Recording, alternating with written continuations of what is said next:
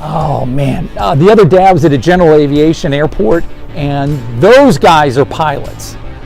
The technical term that's used for what I do is called a remote pilot in command. When you're on an airplane, you got the captain. The captain is in charge of the safety of all of those passengers. If you're at a single engine aircraft and you're the pilot, you're responsible for the safety of that plane, people on the ground, your passengers.